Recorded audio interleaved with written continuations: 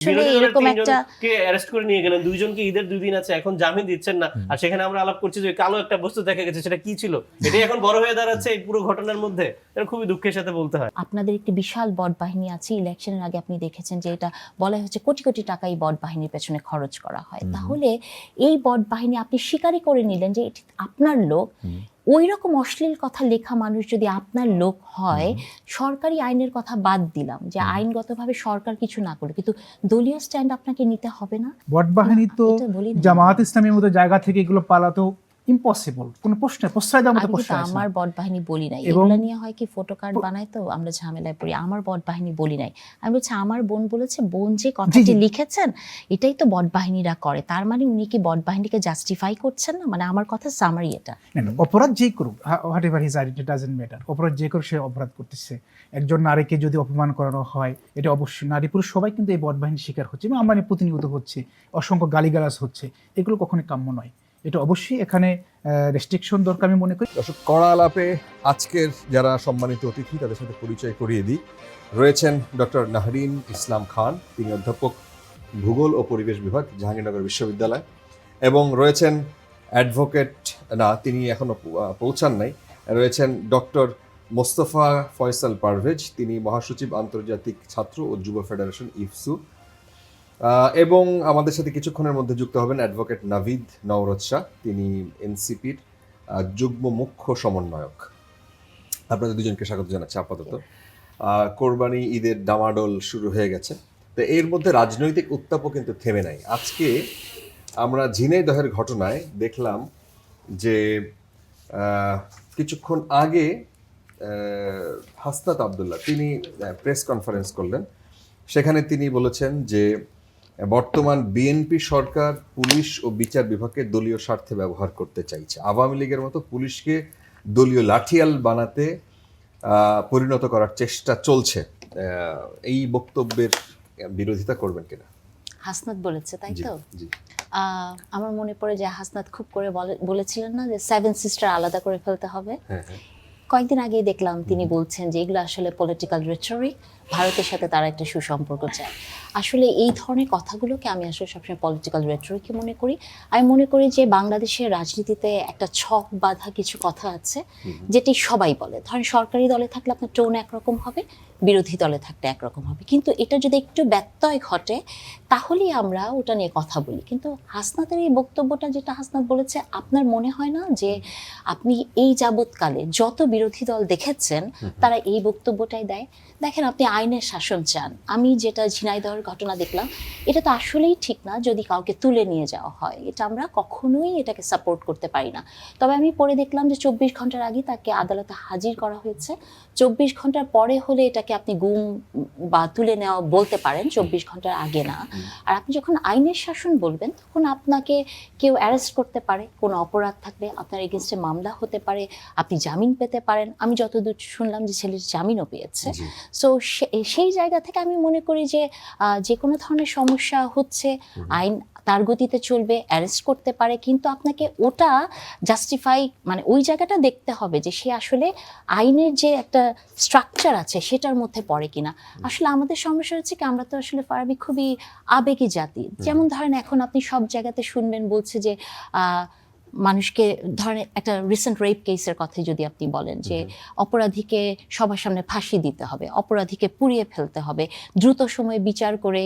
কিন্তু আমি সব সময় মনে করি কি জানেন, যে কোনো বিচারে যাতে কোনো ধরনের কোনো ছিদ্র না থাকে, ফাঁকা না থাকে। হ্যাঁ, বিচার যখন আপনি করবেন সেটা আমরা অবশ্যই বলতে পারি যে দ্রুততম বিচার যাতে হয়, কিন্তু সেই জায়গাটাও আপনাকে দেখতে হবে যে যিনি অপরাধী তারও আসলে সে অপরাধ করেছে কি করে নাই সেই বয়ানটাও শোনাটা আমাদের জন্য খুব জরুরি। না হলে দেখেন ইমোশন দিয়ে তো আসলে আর বিচার বা আইন চলে না। আপনি ধর্ষণের বিচার চাবেন, তার সাথে সাথে মনে হয় ওই ভয়েসগুলো রেইজ করা খুব বেশি প্রয়োজন, যে কেন একটা ফরেন্সিক বা ডিএনএ টেস্টের রিপোর্ট আসতে এত দেরি হয়, কেন সেটা শুধু ঢাকা কেন্দ্রিক হবে, কেন বাংলাদেশের আরো অনেক জায়গায় এরকম ডিএনএ টেস্টের সেন্টার খোলা হয় না, এগুলাতে দ্রুততম সময়ে আপনি ডিএনএ টেস্টের রেজাল্ট পেতে পারেন। অথবা এই যে যারা এই ধরনের অপরাধ করে, একটা সোসাইটিতে এই রকমের অপরাধী যে তৈরি হয়, কেন হয় ফারাবি?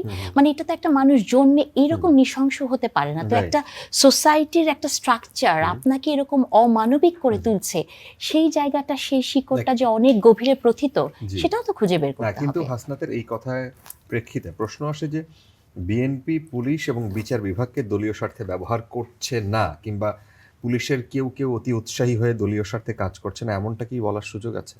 দেখেন, আমার একটা কথা মনে পড়ে, কয়েকদিন আগে পুলিশ সপ্তাহ হলো না, জি। তো সেখানে একজন ঊর্ধ্বতন কর্মকর্তা তিনি দাঁড়িয়ে বলেছেন যে উনি কতটা জাতীয়তাবাদী। জি। আবার সেখানেই কিন্তু প্রধানমন্ত্রী বলেছেন যে উনি আসলে দলীয় পুলিশ দেখতে চান না। তার মানে হাই কমান্ড বা যিনি হাই কমান্ড সেই জায়গা থেকে কিন্তু মেসেজটা ক্লিয়ার যে তিনি দলীয় কাউকে দেখতে চান না। কিন্তু অতি উৎসাহী বা আমাদের হয় না যে কোথায় কি বলতে হবে বা যে কথাটা যে নিরপেক্ষতা বলে তো আসলে তেমন কিছু নাই, সবারই কোনো না কোনো পক্ষপাত দুষ্ট থাকে, কিন্তু সেটা যাতে একটা স্ট্যান্ডার্ড মেনটেন করে এবং সত্যকে বা ঠিককে ঠিক বলা বা মিথ্যাকে না বলা, ওই জায়গাটাতে হলেই এটা হয়। তো ধরেন এখন আপনি বলছেন যে এই পুলিশগুলো বা বিএনপির পক্ষে কাজ করছে, তাহলে মানে ধরেন এখন কে হলে আপনি সেটা বলবেন না? জামাতের হলে বলবেন না, বা এনসিপির পক্ষে গেলে বলবেন না? যখনই কোনো কিছু হয়, এটা তো দুটো পক্ষ থাকে, স্টেক হোল্ডার থাকে এবং পক্ষ বিপক্ষে থাকে, উইন উইন সিচুয়েশন তো সবসময় হয় না। সো যখনই উইন উইন সিচুয়েশন হবে না, তখনই আপনি বলে দিবেন যে এটা দলীয় পুলিশ, আসলে তো তা না, কিন্তু তার মানে বিপরীত মতও আছে যে যখন আপনি বলছেন যে হ্যাঁ, সরকার প্রধানের সামনে যখন এরকম কেউ জাতীয়তাবাদীর একটা জিনিস প্রমাণ করতে চায় যে হ্যাঁ, তারাও নিষ্পেষণের শিকার ছিলেন, তারাও পদোন্নতি হন নাই, কিন্তু তারপরে কেউ কেউ এইখানে বসেই টকশোতে বসেই বলেছিলেন যে তার কি পদোন্নতি হয় নাকি হয় না, নাকি তার বিরুদ্ধে কি ব্যবস্থা নেওয়া হয়, অথবা সরকারের পক্ষ থেকে কি মেসেজ, সেটা আমরা দেখতে চাই। আমরা কিন্তু পরিষ্কার কোনো কিছু এরকম কি দেখতে পেলাম না। সেটা হয়তো আমরা তো ইন্টারনাল অনেক কিছুই জানি না, আমরা সেটা হয়তো দেখতে পাইনি, হয়তো দৃশ্যমান হয়নি। কিন্তু আমি মনে করি যে আমি এই বিশ্বাসটুকু এই সরকারের প্রতি রাখতে চাই, যেহেতু প্রধানমন্ত্রী এক ধরনের নতুন ট্রেন্ড চালু করার চেষ্টা করছেন। ওনার জীবন দর্শন থেকে, চলাফেরা থেকে, সব কিছুর মধ্যে আপনি একটু মডেস্টি দেখেন। এই পরিবর্তনগুলো তো আসতেই হবে। এবং একটা দেশ যখন ধরেন বছরের পর বছর, মানে বাংলাদেশের 54-55 বছর হয়ে যাচ্ছে, কখনো কি আমরা এরকম নিরপেক্ষ পুলিশ কখনো দেখি নাই? তো এগুলো তো একটা প্র্যাকটিস ফারাবি, এবং এটা একটা সিস্টেম, এটা প্র্যাকটিসের মধ্যে চলতে হবে, এটা রাতারাতি পরের দিন হয়ে যাবে না। সো এটা একটা প্র্যাকটিসের মধ্যে থাকতে হবে। এবং আপনি যদি দেখেন যে উনি এটা বলাতে, এই যে আমি টেলিভিশনে বসে ক্রিটিসাইজ করছি এবং এটাই আমার অধিকার এবং এটাই হওয়ার কথা, এটাকে অ্যাপ্রিসিয়েট করতে হবে। আচ্ছা, মোস্তফা ফয়সাল পারভেজ, এই বিষয়টা নিয়ে আপনার কাছেও প্রশ্ন যে এনসিপির দক্ষিণাঞ্চলীয় মুখ্য সমন্বয়ক ও সংসদ সদস্য হাসনাত আবদুল্লাহ তিনি বলেছেন যে বর্তমান বিএনপি সরকার পুলিশ ও বিচার বিভাগকে দলীয় স্বার্থে ব্যবহার করতে চাইছে, আওয়ামী লীগের মতো পুলিশকে দলীয় লাঠিয়াল বাহিনীতে পরিণত করার চেষ্টা চলছে। এখন বিএনপি ক্ষমতা গ্রহণের 100 দিন হয়ে যাচ্ছে প্রায়, এর মধ্যে তাদেরকে আওয়ামী লীগের সাথে তুলনা করাটা এটা কি খুব আর্লি হয়ে যাচ্ছে না? ধন্যবাদ আপনাকে। ম্যাম যে শেষ কথাটা বলেছেন সেখান থেকে শুরু করতে চাই। প্রাইম মিনিস্টার নতুন একটি কালচার শুরু করতে চাচ্ছে, তার পোশাক থেকে আমরা বিভিন্ন অ্যাক্টিভিটিস থেকে আমরা দেখছি। এই পরিবর্তন, নতুন কিছু শুরু করতে যাওয়া, এটা যেমন প্রাইম মিনিস্টারের কাছেও সবাই প্রত্যাশা করে, ঠিক তেমনি জনগণও প্রত্যাশা করে সরকার নতুন কিছু দেবে। সরকার যেমন অতীতে অন্ধকার পথে হাঁটবে না, বিরোধী দল ঠিক তেমনি যাকে তাকে দায় দেবে, বিষয়টা এরকম হবে না। তো সেই জায়গা থেকে আমরা চিন্তা করি হাসনাত আবদুল্লাহ যেটি বলেছে বর্তমান বাংলাদেশের প্রেক্ষাপটে সেটাকে ডিনাই করার সুযোগ কম। এই জন্য দেখেন হাসনাত আবদুল্লাহ কোন প্রেক্ষাপটে বলেছে, ঝিনাইদের ঘটনায় বলেছে। ঝিনাইদের ঘটনা প্রকাশ্যে দিবালোকে হাজার হাজার শত শত মানুষের সামনে, মিডিয়ার সামনে ঘটেছে, যেখানে সরকার দলীয় ছাত্র নেতারা প্রকাশ্যে গিয়ে আগ বেরিয়ে তাকে আক্রমণ করেছে, তাদেরকে রক্তাক্ত করেছে, তাদের বিরুদ্ধে মামলা দিয়েছে। তো উভয় পক্ষ মামলা দিয়েছে, এনসিপির মামলা গ্রহণ করতে চায় নাই, তারা দীর্ঘ সময় থানার সামনে অবস্থান করেছিল, ফাইনালি তার মামলা অ্যাকসেপ্ট করেছে। কিন্তু দেখা গেল যে বাদী পক্ষ বিবাদী পক্ষ সব দিকই রয়েছে। ছাত্রদলের নেতাকর্মীরা যারা মামলার আসামি, তারা থানায় ঘোরাফেরা করছে, হাসনাত আবদুল্লাহ অভিযোগে এটা এসেছে, তারা থানায় প্রকাশ্যে ঘোরাফেরা করছে, বা তাদেরকে গ্রেপ্তার করা হচ্ছে না। এদিকে সংবাদ সম্মেলন থেকে তাদেরকে তুলে নেওয়া হয়েছে, সম্ভবত একজনকে গুম করা হয়েছিল, কিংবা তাকে সম্ভবত 2 দিনের রিমান্ড দেওয়া হচ্ছে, সামথিং এরকম হতে পারে কিছু। তো এই যে বিষয়টি আমরা গতকাল দেখলাম যে কক্সবাজারে প্রকাশ্য দিবালোকে আদালতে পুলিশের সামনে উপস্থিতিতে একজন ব্যক্তি সাক্ষী দিতে এসেছে, হত্যা মামলা সাক্ষী দিতে, তাকে গুলি করা হয়েছে, সেখান থেকে তুলে নিয়ে যাওয়া হচ্ছে, প্রকাশ্যে বীর দর্বে তারা যাচ্ছে। তাহলে প্রশাসন কোথায়? হয়তোবা তাদের রাজনৈতিক সংশ্লিষ্ট থাকতে পারে, হয়তোবা এই জন্য মনে হচ্ছে না। দেখেন, আমি বগুড়া একটা ছোট্ট এলাকায় গণরাজনীতির সাথে সংযুক্ত, আমার কাহালনন্দী গ্রাম। সেখানে কিছুদিন আগে দেখলাম আমার নেতা কর্মীদেরকে আক্রমণ করা হচ্ছে, নির্বাচনের পর 8-10 জনকে আক্রমণ করা হয়েছে। পুলিশ মামলা নিতে চায় না, ভয় পায়। অফ দ্য রেকর্ডে তারা বলে, ভাই আমাদের তো কয়দিন পর ট্রান্সফার, আর কত ট্রান্সফার হবে, আমাদের বউ বাচ্চারা অতিষ্ঠ হয়ে যাচ্ছে। এই যে বিচার বিভাগকে বলেন, সরকার, সেটা কি আপনাদের দলীয় পুলিশ, মানে জামায়াতের পরিচয়, জামাত করে এরকম? নট অনলি জামাত কর্মীরা, সাধারণ মানুষ যা চাঁদা দিচ্ছে না তারা আক্রমণের শিকার হচ্ছে, কিন্তু তারা থানাকে বিচার পাচ্ছে না। এটা তো একটা দুটো কেস নয়, এভরিডে আমরা এরকম অসংখ্য ঘটনা ঘটছে সারা বাংলাদেশে, কিন্তু তারা বিচার পাচ্ছে না। কারণ সরকার যেভাবে চাচ্ছে সেইভাবে পুলিশ স্টেপ নিচ্ছে। স্বাভাবিকভাবে আপনি হাসনাতের কথাকে ইগনোর করার সুযোগ আসলে কম। আপনার বিচার পাচ্ছে না এই কথাটা আপনি কিভাবে বললেন, মানে কোন প্রেক্ষাপটে? আদালতে বিচার পাচ্ছে না? আমি আক্রমণের শিকার হয়েছি, থানা অন্তত আমার মামলাটা তো অ্যাকসেপ্ট করবে, মামলা অ্যাকসেপ্ট করছে না। অসংখ্য ঘটনা আছে এরকম, মামলা পর্যন্ত নিচ্ছে না রাজনৈতিক কারণে। আচ্ছা, আপা কি এই বিষয়ে কোনো উত্তর দিতে চান? একটু দিতে চাই, কারণ হচ্ছে ভাই বললেন ঝিনাইদহের ঘটনা, কিন্তু আপনি দেখেছেন পার্লামেন্টে একজন মেম্বার যাচ্ছেন, নারী মেম্বার, ওনার নাম মিতু। উনি কিন্তু ওই ঘটনাতে একটা আর্মসের কথা প্রথমে লিখলেন, যে আগ্নেয়াস্ত্র বের করেছে। যখন উনি দেখলেন যে যিনি বের করেছেন তিনি তার দলীয় মানুষ, ওনার স্টেটাসটা উধাও হয়ে গেল, এবং পরবর্তীতে উনি বললেন যে এটি একটি চাইনিজ লাঠি। তার মানে যখন আপনার দলের লোকের হাতে আগ্নেয়াস্ত্র থাকবে, সেটি যখন আপনি বুঝে যান, তখন আগ্নেয়াস্ত্র চাইনিজ লাঠি হয়ে যায়। হ্যাঁ, তো এই পরিবর্তনগুলো তো দেখেন, ক্রিটিসাইজ করলে অনেক কিছুই করা যায়। বা ভাই যেগুলো বলছেন যে বিচার পাচ্ছে না, বা দলীয় পুলিশ, সব কিছু, মানে আমি তো প্রথমেই আপনাকে বললাম যে এই ধরনের ঘটনা বাংলাদেশে তো ঘটেই, কিন্তু এখন আমাদেরকে দেখতে হবে যে পরিবর্তনটা করার চেষ্টা করতে হবে, সেই পথে হাঁটতে হবে, এবং সেটা খুব জরুরি। মানে এখন প্রশ্ন করলে অনেক কিছুই করা যায়, তবে এটা তো সত্যি যে ধরেন কারো উপর ডিম মারাটা যেমন ঠিক না, অথবা কাউকে অশ্লীল বাক্য মানে বিপর্যস্ত করাটাও ঠিক না। এবং আমাদেরকে এটা বোঝা উচিত যে ফ্রিডম অফ স্পিচ বলে আমরা যেটাকে মনে করি, সেটা যে ফ্রিডম অফ স্পিচ না। এবং পৃথিবীর কোনো দেশে কিন্তু ফ্রিডম অফ স্পিচ মানে যা খুশি তা বলতে পারে না। ক্যানাডার মতো আপনি দেশে দেখবেন যে তাদের সংসদে বিল পাস হয়েছে হেট স্পিচের এগেইনস্টে। সো আমি এটা বিশ্বাস করতে চাই যে সরকারকে ওই পথে হাঁটতে হবে, তাকে কঠোর হতে হবে। তবে না, ফ্রিডম অফ স্পিচে কতটুকু আমাদের আর্টিকেল 39-এ যেইটুকু বার দেয়া আছে সেটা হ্যাঁ ধর্মীয় বিষয় এবং হচ্ছে অশ্লীলতা, এই বিষয়গুলো কে পরিহার করে বাকি রাজনৈতিক তার সমস্ত অধিকার সে প্রয়োগ করতে পারে, তার বলতে পারে। তো সে ধরেন যে বিএনপির বিরোধিতা করে কিংবা সে যে কোনো বিষয়ে সে তার সমালোচনা সে করতে পারে। কোন জায়গায় বার দেয়া উচিত বলে শব্দ আপনি বলেছেন অশ্লীলতা, মানে অশ্লীলতাটাকে একদম স্টপ করে দিতে হবে। আপনি ক্রিটিসাইজ করেন, আপনি বিরোধী দলের কথা বলেন, সরকারি দলের কথা বলেন, এগুলো কেন এমন হয় নাই যে জনাব তারেক রহমানের কার্টুন, একটা স্যাটায়ার কার্টুন উনি নিজেই শেয়ার করেছেন, হয়েছে তো, তাহলে এগুলো ঠিক আছে। কিন্তু আপনি অশ্লীলতা, আপনি গত 1-2-3 মাস, অথবা যে কথাগুলো সব জায়গায় বলি, ইন্টারিমের সময় আপনি দেখবেন যে গত 1.5 বছর নারী সিচুয়েশন কি হয়েছে, যে শব্দবানে আপনি এখনই দেখেন লাইভের নিচে আমাকে কি লিখছে। তাহলে এই যে শব্দবান, মানে অশ্লীলতা এবং ফ্রিডম অফ স্পিচ এক জিনিস না, হেট স্পিচ এক জিনিস না। সো এইটাকে এই দেশের মানুষের বুঝতে হবে, এবং আমি মনে করি এটা একটা পারফেক্ট টাইম তাদেরকে বোঝানোর। না বুঝতে পারলে এখানে শক্ত হাতে সরকারকে দমন করতে হবে। সেই শক্ত হাতটা কিরকম হতে পারে? একজন মানুষকে আপনি, সে তার ইচ্ছা মতো সে কমেন্ট করে দিচ্ছে। একটা সময় ছিল, হ্যাঁ, পত্রিকায় যখন আসতো, আমরা ছোটবেলায় যখন পত্রিকায় লিখতাম, আমাদের কোন একটা চিঠি, মানে আমি ব্যক্তিগতভাবে আমি নিজে অনেক চিঠি লিখেছি, কোনোদিন পত্রিকায় প্রকাশিত হয়নি, কিন্তু আমরা পত্রিকায় প্রতিদিন তাকায় থাকতাম যে হ্যাঁ আসে কিনা আসবে। কিন্তু এখন বড় বড় পত্রিকায়, টেলিভিশনের আপনি কথা বলছেন, আপনার নিচে একটা কিছুতে আপনার পছন্দ হয় নাই, অথবা পলিটিক্যাল আইডিওলজি অথবা যে কোনো বিষয়, সে তার মতো করে মনের মাধুরী মিশে যা ইচ্ছা তাই সে লিখে দিচ্ছে, ইনফ্যাক্ট সে গালি দিয়ে দিচ্ছে। সো তাকে আপনি কিভাবে থামাবেন? তাকে থামানো, শোনেন, পৃথিবীর অনেক দেশই আছে এই ধরনের অনেক ব্যবস্থা নেয়, পার্টিকুলারলি নারীর প্রতি যে শব্দ চয়নগুলো। দেখেন এখন যেটা হয়েছে যে বাংলাদেশে তো আইপি অ্যাড্রেস খুঁজে বাসা থেকে ধরে নিয়ে গেছে এমন ঘটনা নাই? আছে তো।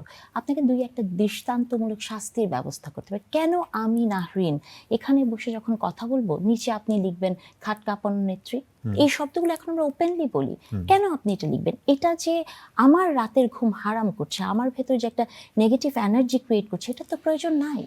বা এই ধরনের শব্দবান যারা লেখে তাদেরকে অবশ্যই ফারাবি আইডেন্টিফাই করতে হবে এবং আইডেন্টিফাই করে জবাবদিহিতার একটা জায়গা, এবং আমি মনে করি যে একটা সেল গঠন করা খুবই জরুরি, কারণ নারীকে আপনি এভাবে সহিংসতায় ঠেলে দিতে পারেন না।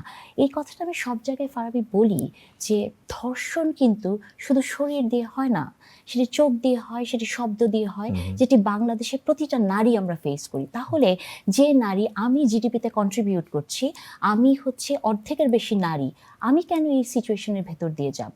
তাহলে আমার জন্য কি সরকার কিছু করবে না? তাকে তো করতে হবে। আচ্ছা, এই যাদের কথা বললেন, যারা এই ধরনের কমেন্ট করে, যারা ধরেন যে নেগেটিভ এনার্জি বা আপনাকে এমন একটা অস্বস্তিতে ফেলে একটা কমেন্ট দেখলে, কিছুই যায় আসে না তার জন্যেই, অথবা সে বলেই দিয়েছে কিন্তু এটা দেখলে আমার সম্পর্কে বলেছে, একটা অ্যাংজাইটি ক্রিয়েট হয়। তো ওই জায়গাটায় এখন আপনার কি মনে হয় কারা করে এগুলো? আপনি জানেন খুব ভালো করে কারা করে, এবং যারা করে তাদের অনেক দলীয় প্রধানরাই বলেছেন তাদের নিজস্ব বট বাহিনী আছে। আমি একটা ছোট্ট এক্সাম্পল আপনাকে দিই, তাহলে ক্লিয়ার হবে কারা করে।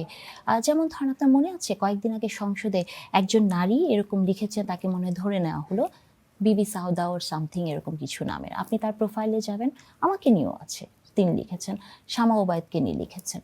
সংসদে দাঁড়িয়ে এক বিরোধী দলীয় নেতা কিন্তু বলেছেন যে উনি আমার বোন, আমাদের বোন, তাকে ধরা হয়েছে। হ্যাঁ, ওইভাবে ধরাকে আমি এটাকে আমি বিরোধিতা করছি। কিন্তু যখন জামাতের আমির ওখানে দাঁড়িয়ে বলেন যে তিনি আমার বোন, তার বোন যে এরকম অশ্লীল শব্দ লিখলো, তাহলে ভাই হিসেবে তার দলীয় জায়গা থেকে কি শাস্তির ব্যবস্থা তিনি করেছেন? তার মানে কি এটাই না যে আপনি জানেন কারা এগুলো করে? আপনাদের একটি বিশাল বট বাহিনী আছে। ইলেকশনের আগে আপনি দেখেছেন যে এটা বলা হচ্ছে কোটি কোটি টাকা এই বট বাহিনীর পেছনে খরচ করা হয়। তাহলে এই বট বাহিনী আপনি স্বীকারই করে নিলেন যে এটি আপনার লোক। ওই রকম অশ্লীল কথা লেখা মানুষ যদি আপনার লোক হয়, সরকারি আইনের কথা বাদ দিলাম যে আইনগতভাবে সরকার কিছু না করলে, কিন্তু দলীয় স্ট্যান্ড আপনাকে নিতে হবে না? আপনাকে লাগাম টেনে ধরতে হবে না? অবশ্যই হবে। এবং সেই সাথে সাথে আমি এইটাও জারি রাখতে চাই এবং সব জায়গায় বলতে চাই এই কথাটা, যে অনেককেই দেখবেন যে অনেক বিশ্ববিদ্যালয়ের প্রফেসর ভালো ভালো জায়গায় পড়াচ্ছে, সুন্দর সুশীল ভাষায় নারীর প্রতি একটি জঘন্য কথা লিখলো সুন্দর ভাষা দিয়ে, এরপরে কমেন্ট বক্সটা ওপেন রাখে, সেইখানে কিন্তু কন্টিনিউয়াসলি বাজে গালি দিতে থাকে, এবং তারা আসলে এই ধরনের সাইবার বুলিংকে ইনস্টিগেট করে। সো যারা সাইবার বুলিং করবেন এবং সাইবার বুলিং করার জন্য ইনস্টিগেট করবেন এবং সেটাকে সাপোর্ট করবেন, সবাইকে একটা জবাবদিহির মধ্যে আনতে হবে। আচ্ছা, মোস্তফা ফয়সাল পারভেজ, এই বিষয়টা যেহেতু আমাদের আলোচনার টপিক আজকে এই দিকে যাওয়ার কথা ছিল না, যেহেতু আপা তুললেন, আপনি কি এই বিষয়ে কিছু জবাব দিতে চান? এই বিষয়টা নিয়ে যে অভিযোগ, সেটা বেশ প্রতিষ্ঠিত অভিযোগ যে বট বাহিনী কাদের, এবং সেই বট বাহিনী আসলে কারা চালায়, সুনির্দিষ্ট কোনো সেল আছে কিনা, কোনো নির্দেশনা আছে কিনা, সেটা কিভাবে পরিচালিত হয়, কারা এগুলো করে? দেখেন, আমি আমার সোশ্যাল মিডিয়া থেকে বলতে পারি যে মাঝে মধ্যে এমন হয় যে একটা ফেসবুক স্ট্যাটাস দিচ্ছি, ইলেকশন আগে এটা বেশি হতো, 10 মিনিটের ভেতর 500-600 কমেন্ট চলে আসছে। এটা কোনো স্বাভাবিক প্রসেস নয়।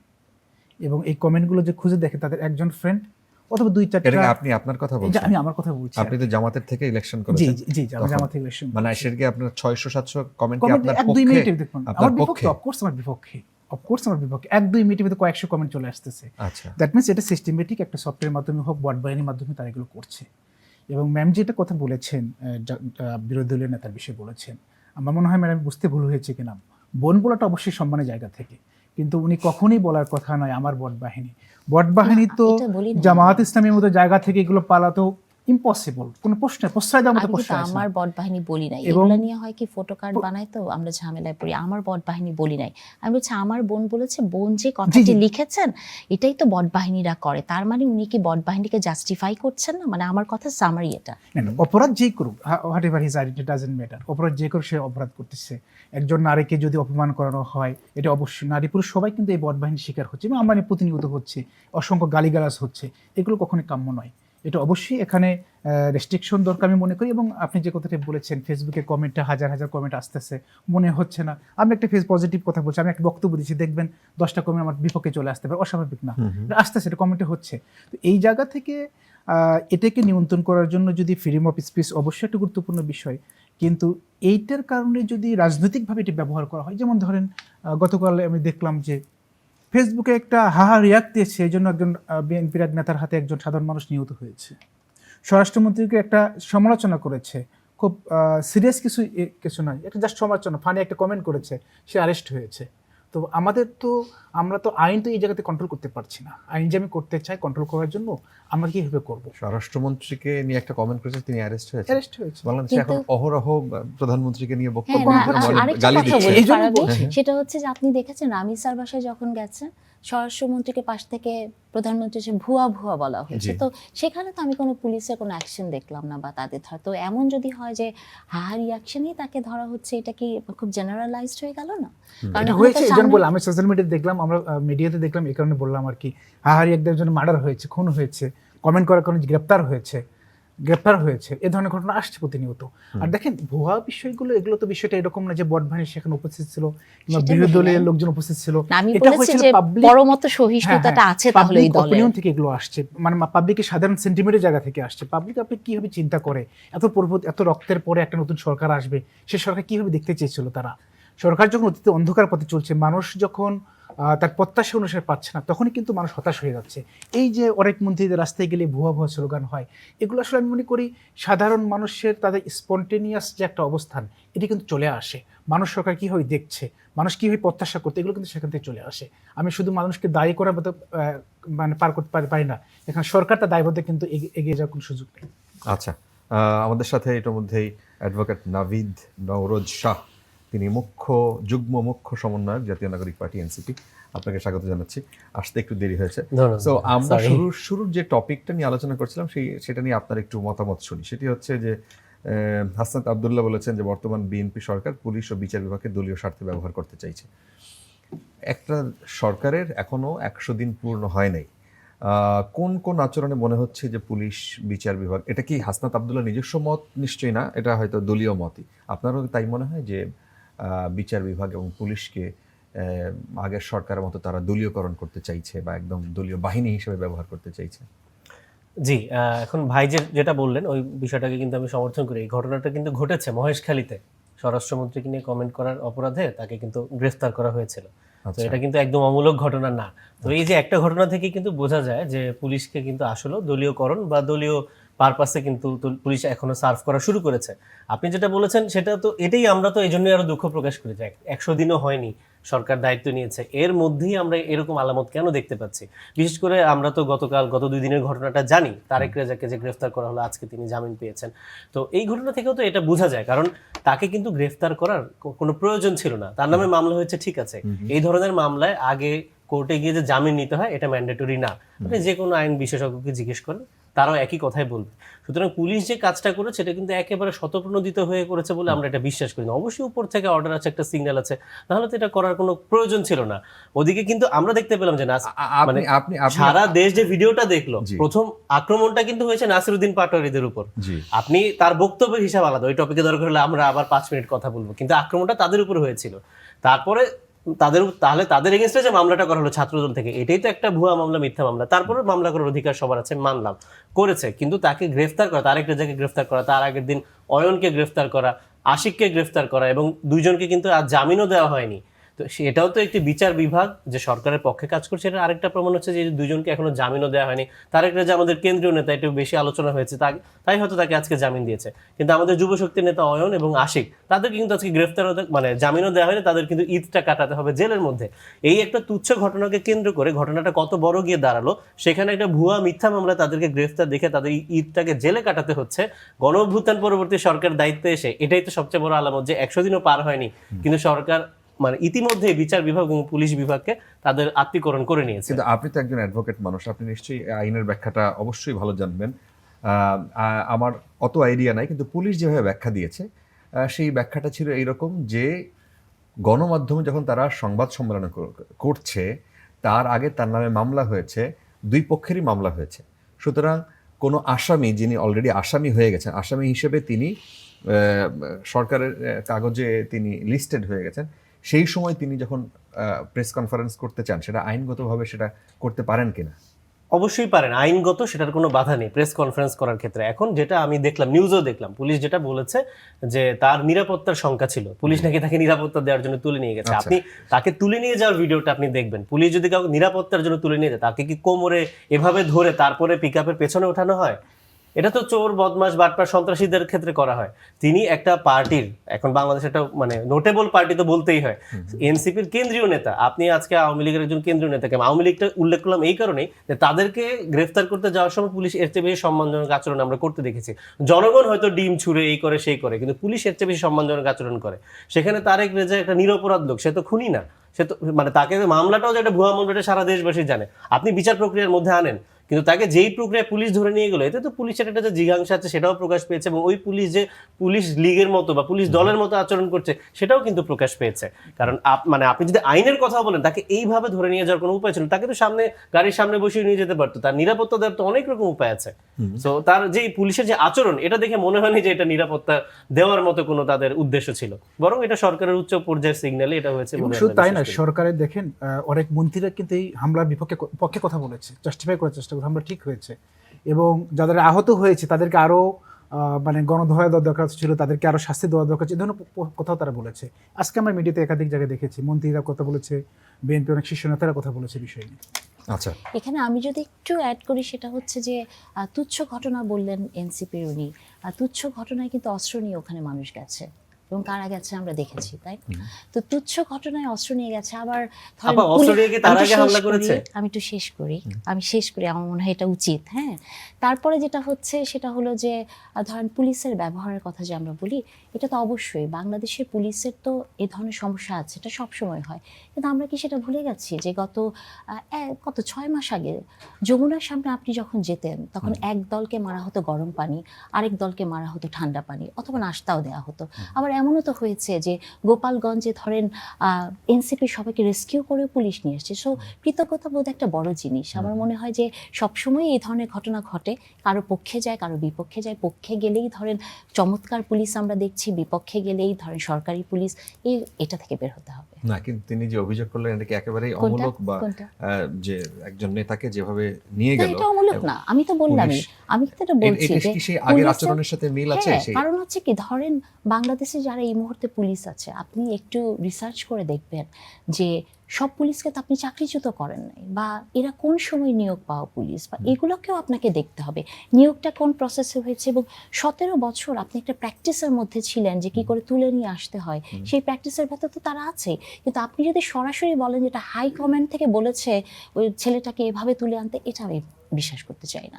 আমি মনে করি যে এটা একটা স্বভাবগত অবস্থার মধ্যে পুলিশ পড়েছে, যেটা তাদের অনেক কিছু ত্যাগ তিতিক্ষা করে এখান থেকে বের হয়ে আসতে হবে, এবং প্রফেশনালিজমটা তৈরি হওয়াটা খুব জরুরি। একটা বিষয় ক্লিয়ার করা দরকার, যেহেতু ম্যাম একাধিকবার বলেছেন অস্ত্রের বিষয়টা, আমরা কিন্তু দেখেছি একটা সেলফ ডিফেন্স স্টিক, জাস্ট একটা ছোট্ট একটা সেলফ ডিফেন্স স্টিক চাইনিজ, যেটা চাপ দিলে আমি তাহলে এখানে একটু অ্যাড করি। আপনার অনেক জায়গায় বলছে আর্মস, মেশিন, পিস্তল, অনেকভাবে কিন্তু দেখা আসছে, দেখলাম বিএনপি সরকারে অনেকেই বলছে।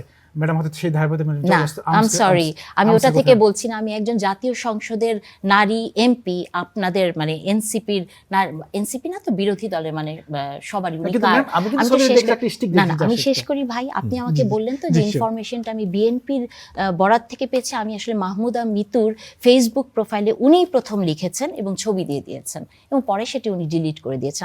আমার মনে হয় আপনি তথ্যটি জানেন না, অথবা আপনাদের দলের দেখে হয়তো চোখ এড়িয়ে গেছে। আমার দলের না, যাই হোক, না ওটাই আমি বললাম, মানে ওটাই আমি মানে মিডিয়ার সামনে বলতে চাই যে আমি আসলে কোনো দলের থেকে শুনে এটা বলি নাই, মাহমুদা মিতুর একটি পোস্ট দেখে এটা জেনেছি। আচ্ছা নওরোজ শাহ, এইটা নিয়ে আপনাদের দলের একজনই তো সেটা একবার লিখলেন, আবার সেটা ডিলিট করে দিলেন, এখন কোনটা? এখন বিষয়টা হচ্ছে মানে এটা ধর দলীয় সিদ্ধান্ত, যদি অস্ত্র নিয়ে গিয়ে থাকে এটা তো দলীয় সিদ্ধান্তে কেউ নেয় নেই। অস্ত্র নিয়ে গিয়ে থাকলে আপনি তাকে অস্ত্র মামলা দেন, দেখেন তার অস্ত্রের লাইসেন্স আছে কিনা, মানে একদম আইনের প্রক্রিয়া যান না। একটা ভিডিওকে কেন্দ্র করে আমরা এই কথাটাই আমার মনে হচ্ছে যে ইররিলেভেন্ট, যে কি নিয়ে গিয়েছিল, কারণ সেটা নিয়ে গিয়ে কি তিনি আগে হামলা করেছিল, তার কাছে যেটাই থেকে থাকুক সে কি আগে হামলা করেছিল নাকি তাদেরকে আগে হামলা করা হয়েছে? তো যাদের উপর আগে হামলা করা হয়েছে তারাই তো সেখানে ভিকটিম। আগে তো আপনি সেটা ডিটারমাইন করবেন, তারপরে যদি মনে হয় না ভিডিওতে এমন একটা বস্তু দেখা গেছে যেটা ইলিগেল, আপনি সেই বস্তুটা বের করেন। পুলিশ তো আজকেও বলেছে যে সেটা নিয়ে তারা যাচাই বাছাই করছে, তো তারা কিন্তু এখনো উত্তরটা দেয়নি যে সেটি কি ছিল। তো এটা নিয়ে তো আমাদের আসলে ডিসকাস করে কোনো লাভ নেই যতক্ষণে পুলিশ বা যেই মানে সংশ্লিষ্ট বাহিনী আছে তারা পরিষ্কার করে যে বস্তুটি আসলে কি ছিল। তবে দুঃখের বিষয় হচ্ছে ফারাবি, এখানে যে ধরেন উনি একজন আইনজ্ঞ, আইন পড়ান, সেখানে উনি কেমন করে জাস্টিফাই করছেন যে আগ্নেয়াস্ত্র নিয়ে আপনি ওখানে যেতে পারেন। মানে এটা তো অবশ্যই একটা অবৈধ আগ্নেয়াস্ত্র, এটা নিশ্চয়ই কোনো লাইসেন্স নাই, এবং ওরকম একটি জায়গা আপনি আগ্নেয়াস্ত্র নিতে পারেন না। এটাই কিন্তু প্রথম প্রতিবাদের জায়গাটা হওয়ার কথা ছিল। আপনি আসলে লাইসেন্স থাকলে কেন আগ্নেয়াস্ত্র নিতে পারবেন না? না, আপনি কি জনসভায় আগ্নেয়াস্ত্র? তো আগ্নেয়াস্ত্র মানুষ তাহলে যাদের লাইসেন্স করা আছে সে তিনি আগ্নেয়াস্ত্র কোথায় ব্যবহার করবেন? আমি আপনাকে যে কথাটা বলেছি সেটা হচ্ছে যে এরকম একটি জনসভা, এবং আমি ধরেই নিয়েছি এই আগ্নেয়াস্ত্রটি ছেলেটিকে আপনি দেখেছেন। প্রথম কথা হচ্ছে এটা আগ্নেয়াস্ত্র ছিল, এই ন্যারেটিভটা এস্টাবলিশ করাটাই আমাদের ভুল হচ্ছে। এটা কিন্তু পুলিশ এটা নিজেই আমরা বলেছে, তারা এখন establish করি নিশ্চিত নাই। না। এটা এটা তো আপনাদের বয়ান। এটা self- বা আপনি বলছেন আমার মাহমুদা বয়ান মিতু কি করে? স্ট্যাটাস দিয়েছে, মাহমুদা মিতু তো উনি তো দেখেন, উনি কি ওখানে উপস্থিত ছিলেন না তো? যিনি স্ট্যাটাস দিয়ে থাকেন আমাদের দল হোক, আমার মনে আপনাদের হয় দল হোক। আপনি মাহমুদা মিতু আমি স্ট্যাটাসটি বলতে চাচ্ছি যে ঠিকমতো সেটা আগে পড়েন নাই। এস্টাবলিশ হোক। আমি পড়িনি আসলে। হ্যাঁ। আমি বলতে চাচ্ছি যে সেটা আগে এস্টাবলিশ হোক। মাহমুদার মিতুর স্ট্যাটাস কিন্তু কোনো এস্টাবলিশ করে না যে বস্তুটি কি ছিল। পুলিশ আগে বলুক, তারপর আমরা এই আলোচনায় যাব। এবং যদি আগ্নেয়াস্ত্র হয়ে থাকে, সেটা যদি লাইসেন্স থাকে, তো সেটা নিয়ে তো তখন ডিবেটটা ওইদিকে চলে যাবে। তার আগে কেন আমরা বলছি যে এটা তো সে যদি এটা ক্যারিও করে থাকে এবং সেটা যদি লাইসেন্স থাকে, তো তারা তো সেখানে পারপেট্রেটর না, তাদের উপর হামলা করা হয়েছে, তারা আগে ভিকটিম। সেটার বিচারটা কোথায় হচ্ছে? আমার কথা হচ্ছে যে আগ্নেয়াস্ত্র নিয়ে আসলে এরকম একটা কে অ্যারেস্ট করে নিয়ে গেলেন, দুইজনকে ঈদের 2 দিন আছে, এখন জামিন দিচ্ছেন না, আর সেখানে আমরা আলাপ করছি যে কালো একটা বস্তু দেখা গেছে, সেটা কি ছিল? এটাই এখন বড় হয়ে দাঁড়াচ্ছে এই পুরো ঘটনার মধ্যে। এটা খুবই দুঃখের সাথে বলতে হয়। কালো একটা বস্তু তো অস্ত্র। আচ্ছা আচ্ছা, জামায়াতের সেক্রেটারি জেনারেল গোলাম পরোয়ার সাহেব তিনি বলেছেন যে 2 মাসের মধ্যেই জনবিচ্ছিন্ন হয়ে পড়েছে এই সরকার, এবং তিনি আরো বলেছেন যে মানুষের বিপুল আশা আকাঙ্ক্ষা ছিল এবং সেই জায়গায় সবকিছুই ভেস্তে গেছে। জনমত যেটা, সেটার বিপরীতে এসে এই সরকার তার সমস্ত কার্যক্রম করছে। সরকার কি আসলে বিচ্ছিন্ন হয়ে গেছে? প্রশ্ন যদি আমি আপনাকে করি ফারাবি, বিচ্ছিন্ন হয়ে গেছে, আপনি একজন সংবাদকর্মী হিসেবে কি মনে হয়? আসলে হয়েছে কি, ধরেন গোলাম পরোয়ার সাহেব, সবার একটা পলিটিক্স থাকে, একটা রাজনীতি থাকে, এবং সেই রাজনীতির বয়ান আপনার এরকমই হয়। যে কথাটা আমি হাসনাতের বেলাতেও বললাম যে জনবিচ্ছিন্ন হয়ে গেছে, এগুলো খুব কমন কিছু শব্দ। কিন্তু জানেন, আমাদের প্রত্যাশাটা কিন্তু ছিল মানে এই 18 মাসের পরে যে আমরা এমন সরকার এবং এমন বিরোধী দল দেখব যে যারা এই সিস্টেমের বাইরে পা ফেলবে। এবং এনসিপি যখন আসলো তখন কিন্তু আমরা সবাই ধরে নিয়েছিলাম যে ওনাদের যে শব্দগুলো ছিল পুরানো বন্দোবস্ত, এগুলোর বাইরে যে ওনারা যাবেন, কিন্তু ওনারাও সেই পুরনো পথেই হেঁটেছেন। তো আসলে যে বাজেট নিয়ে যে কথাটা বলেছে জনবিচ্ছিন্ন হয়ে পড়েছে, আমি আসলে মনে করি না যে সরকার জনবিচ্ছিন্ন হয়ে পড়েছে। সরকার হয়তো বিরোধী দলের জনবিচ্ছিন্নতার শিকার হতে পারেন, কিন্তু ম্যাস পিপল আপনি রাস্তাঘাটে দেখতে পারেন, বা আমার মনে হচ্ছে না যে সরকার জনবিচ্ছিন্ন হচ্ছে। তবে ধরেন আপনার রাজনীতিতে আপনার জনবিচ্ছিন্নতা বলে, এখন আপনি পশ্চিমবঙ্গের নির্বাচনের কথা দেখেন। পশ্চিমবঙ্গের নির্বাচনের প্রধান রেটরিকটাই ছিল কিন্তু বাংলাদেশ, তাই না? বাংলাদেশ বলেই কিন্তু উনি জয়ী হয়েছেন, এবং পরবর্তীতে উনি বলেছেন যে এটা একটা পলিটিক্যাল রেটরিক, এগুলো বলতেই হয়। তো গোলাম পরোয়ার সাহেবের কথাটাও আমি আসলে এইভাবে দেখি। আচ্ছা, গোলাম পরোয়ার সাহেব কেন এই কথা, মানে সরকারের 100 দিন পার হয় নাই, কেন মনে হচ্ছে জামায়াতের যে এই সরকার একেবারে জনবিচ্ছিন্ন হয়ে গেছে? গোলাম পরোয়ার কথা বাদই দিলাম, একটা দেশের সরকার প্রধান যখন বাহিরে যায় কিংবা মন্ত্রী যখন বাহিরে যায়, সাধারণ জনগণের মুখ থেকে যখন অনাকাঙ্ক্ষিতভাবে ভুয়া শব্দটা উঠে আসে, ভুয়া স্লোগান আসে, তখন কিন্তু চিন্তা অবশ্যই আমাদের করতে হবে সরকার আসলে জনবান্ধব নাকি জনবিচ্ছিন্ন হয়েছে। এটা কিন্তু আমাদের চিন্তার বিষয় আছে। কারণ 12 তারিখ থেকে অদ্যপতি পর্যন্ত 275 জন খুন হয়েছে শুধুমাত্র বিএনপি নেতা কর্মীদের হাতে। 86 জনের বেশি ধর্ষিত হয়েছে বিএনপি নেতা কর্মীদের হাতে এই 12 তারিখ থেকে অদ্যপতি। চাঁদাবাজির অসংখ্য হাজারো ঘটনা রয়েছে। আমরা যখন এই যে ঈদের সময় চলে আসতেছে, মানুষ এখন গ্রামে চলে যাবে, নারীর টানে যাবে, আপনি দেখবেন একটা সিন্ডিকেটের কারণে বাস ভাড়া দ্বিগুণ হয়ে গেছে। আপনি গরুর হাটে যাবেন, আজকে কয়েকটা নিউজ দেখলাম যেখানে সরকারের পক্ষ থেকে বলা হচ্ছে 100 টাকা আসলে নিতে হবে, কিংবা 1%, 2%, কিংবা কাছাকাছি কিছু, সেখানে 17% প্রতি নেওয়া হচ্ছে, 1000 টাকা নেওয়া হচ্ছে, 1500 টাকা নেওয়া হচ্ছে ইচ্ছে মতো। এখানে কোনো একটা উন্মুক্ত টেন্ডার ছিল না যেখান থেকে আপনার একটা সিস্টেমেটিক ওয়েতে যাবে। সরকার হাজারো কোটি টাকা এখানে লাভবান হওয়ার সুযোগ ছিল, কিন্তু জনগণের ওপর একেবারে জোরপূর্বকভাবে একজন আমাকে দিয়েছে, সে 30,000 টাকা ছাগল কিনেছে, 4,000 টাকা মানে কর্তৃপক্ষ দিতে হয়েছে, এটা সরকার পাচ্ছে না। এটা উন্মুক্ত টেন্ডার সেখানে হয় নাই। একটা রাজনৈতিক নেতারা এইভাবে প্রতিটি স্টেপে আপনি যদি যান, এই যে কার্ড খেলা শুরু হয়েছে, এই কার্ডগুলো দেখবেন যে একটা নির্দিষ্ট মানে শ্রেণী ব্যক্তিদের দেওয়া হচ্ছে অথবা টাকার বিনিময়ে দেওয়া হচ্ছে। তো স্বাভাবিকভাবে এই বিষয়গুলো যদি আপনি পর্যালোচনা করেন তাহলে জনবান্ধব সরকার বলার কোনো সুযোগ নাই।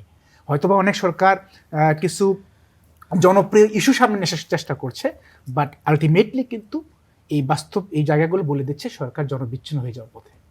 পথে এখন যায় নাই তো, কিন্তু আচ্ছা যেহেতু ক্ষমতায় আছে পুরোপুরি যাওয়া কঠিন, তাদের তো একটা ভোট আছে। আচ্ছা, এইটাকে তো আবার কেউ কেউ ওই যে আপনি বললেন যে ভুয়া ভুয়া স্লোগান দিচ্ছে। ধরেন যে এর আগে যারা ক্ষমতায় ছিল 17 বছর ধরে, তাদের কোনো মন্ত্রীর বিরুদ্ধে গিয়ে পাবলিক এরকম ভুয়া ভুয়া স্লোগান দিতে পেরেছে? 24 তারিখের আগের বাংলাদেশের জনগণ আর 24 তারিখের জনগণ একসাথে মিলাতে পারবেন না। এই জনগণ অনেক বেশি কনসাস হয়েছে, এই জনগণ যেমন রক্ত দেওয়া শিখেছে, এই জনগণ নিজের অধিকারকে কিন্তু বাস্তবায়ন করা শিখেছে। সুতরাং সময়ের ব্যবধানে জনগণের মুখ থেকে এই যে ছোট ছোট বাচ্চারা আছে প্রতিবাদ করে শিখছে, এটা কি মিন করে? এই মিন করে হলো তারা আগের সে পথে তার চলছে না। সুতরাং স্বাভাবিক আপনি ভুল করলে অবশ্যই ভুল ধরে দেবে এবং সময়ের ব্যবধানে তার অধিকার বাস্তবায়নের জন্য তার রক্ত দিয়ে কোনটাবোধ করবে না। আচ্ছা, এখানে জাস্ট একটা লাইন অ্যাড করি, ভাই যে বললেন না যে 24-এর পর থেকে এগুলো বদলে গেছে, 24-এর পরে কিন্তু আমরা দেখেছি যে ডক্টর ইউনূস হেঁটে যাচ্ছেন, পাশ থেকে বলছেন আপনাকে 5 বছর চাই, 5 বছর চাই, তাই না?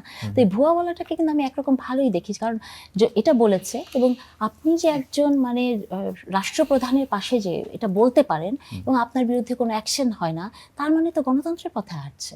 আচ্ছা, এই বিষয়ে অ্যাডভোকেট নাভিদ আপনি কিছু বলবেন? আমি প্রথমে গরুর বাজারটা দিয়ে শুরু করি। আজকে আমার এখানে আসতে লেটও হলো যে আপনাদের আশেপাশে যে গরুর বাজার হচ্ছে, মানে এই যে সবগুলো রাস্তা দখল করে গরু বাজার, এটা তো একটা অপরিকল্পিত অবস্থা। আপনি 2টা রাস্তা দখল করেন, বাকিটা দিয়ে আসতে দেন, সবগুলোই দখল হয়ে গেছে এবং এটা হচ্ছে দিনের উপর ডিপেন্ড করে। আমি কোনো দিক দিয়ে গাড়ি নিয়ে ঢুকতে পারলাম না, তারপর অটো নিলাম, এরপরে হেঁটে আসলাম। এটা তো কোনো অবস্থা আসলে হতে পারে, এটা কোনো সভ্য ব্যবস্থা হতে পারে না। তো এই গরু বাজারের বিষয়টাই শুধু আপনি দেখেন, এই যে কোনো দরপত্র ছাড়া তাদেরকে দেয়া হলো এবং শুধুমাত্র যমুনা নিউজের একটা রিপোর্টকে আমি বরাত করে বলতে চাই যে 5 জেলা থেকে 108 কোটি টাকার চাঁদাবাজি হয় প্রতিদিন, শুধুমাত্র 5 জেলার উপরে তারা প্রতিবেদনটা করেছে। তাহলে 64 জেলা এটা এই অ্যামাউন্টটা গিয়ে কত দাঁড়াচ্ছে? এটা কিন্তু সরকার পেতে পারতো। কিভাবে এই চাঁদাবাজিটা হয়? গরু বাজার থেকে চাঁদাবাজি হচ্ছে এবং অতিরিক্ত হাসিল তৈরি মানে কালেক্ট করা 100 টাকার জায়গায় 1000 টাকা নেওয়া হচ্ছে, 1700 টাকা নেওয়া হচ্ছে। তো এটা কি চাঁদাবাজি বলছি আমরা? এই যে বাধ্য করা হচ্ছে, আপনি তো মানে বের করতে পারবেন না, একটা গরু কিনলেন আপনি হাট থেকে বের হতে পারবেন না তো তাকে ওই টাকাটা না দিয়ে, গরু না কিনলো ইভেন গরু বাদলেও আপনাকে টাকা দিয়ে বাধ্য। সেটাই তো। এটা মানে জুলাই পরবর্তী সরকার, নতুন সরকার 100 দিনে হয়নি যে জনবিচ্ছিন্ন হওয়ার প্রক্রিয়াটা এইভাবেই শুরু হয়।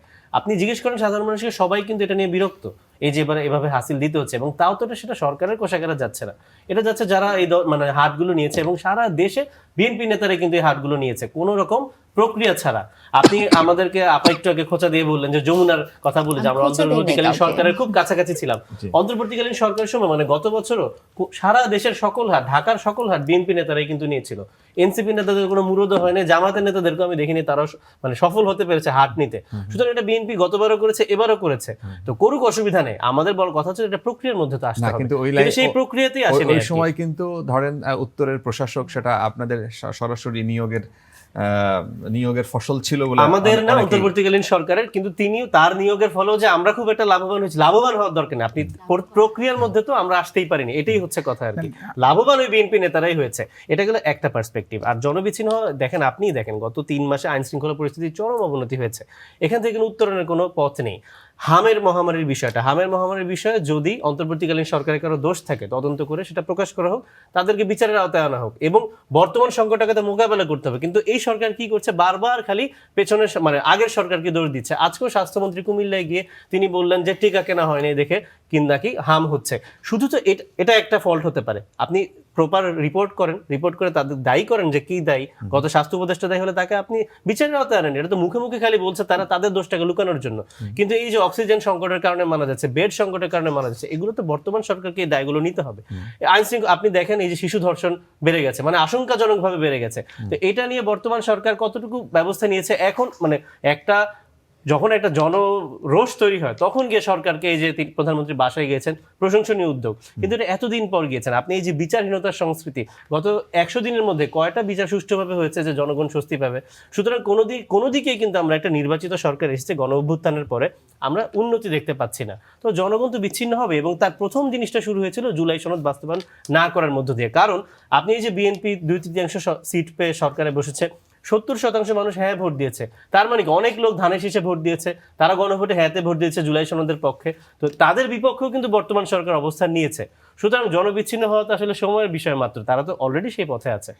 আচ্ছা, ডক্টর নাহরিন, মানে আমি খুব অবাক হয়ে যাচ্ছি যে হামের কথা যেটা বলছেন, আমার মনে হয় এখন 99% শিশু মনে হয় টিকার আওতায় অলরেডি চলে এসছে, 98% অর সামথিং, এটা একটা রিপোর্ট, এবং এটা তাদেরকে টিকা দেওয়া হয়ে গেছে, এবং টিকার বয়সের এটাও কিন্তু চেঞ্জ করা হয়েছে, এবং সরাসরি টিকা কেনার, কারণ ইন্টারিমের সময় কিন্তু এই টেন্ডারবাজি টিকা এগুলোর জন্য কিন্তু টিকা আটকে গেছিলো। তাহলে এটা কি সরকারের সাফল্য না?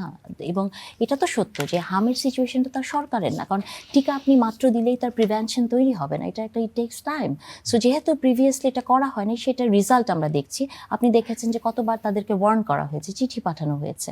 তো সেই জায়গা থেকে যদি এই কয়েকদিনের মধ্যে সরকার 98% শিশুকে টিকা অলরেডি দিয়ে দিতে পারে, তারপর কিছু ম্যাসিভ পদক্ষেপ নিতে পারে, ইউ শুড অ্যাপ্রিশিয়েট দিস আচ্ছা, থিং। কেউ কেউ বলছেন যে আপনারা যেভাবে বিএনপি, জামাত, এনসিপি এই তিনটা মুখ্য দল, তাই তো এখন তারাই আলোচনায় থাকে, টকশোতে তাদেরকেই ডাকা হয়, তারাই কথা বলে, বলা হচ্ছে যে আপনারা ধরেন বিএনপি জামাতকে এবং এনসিপিকে যেভাবে বিরোধিতা করছে, তার ফলাফলটা, কনসিকুয়েন্সটা আসলে কি হচ্ছে, যেই পথগুলো সুগম হচ্ছে অন্য কারো এই মাঝখানে ঢোকার, সেই বিষয়গুলো কি আপনাদের আসলে মাথায় থাকে? আপনার কি মনে হয়? আসলে দেখেন, টকশো নিয়ে আজকে আমি একটা জায়গায় কথা বলছিলাম যে টকশো মানে আপনাদেরই একটু ক্রিটিসাইজ করি, সাথে সাথে আমাদেরও।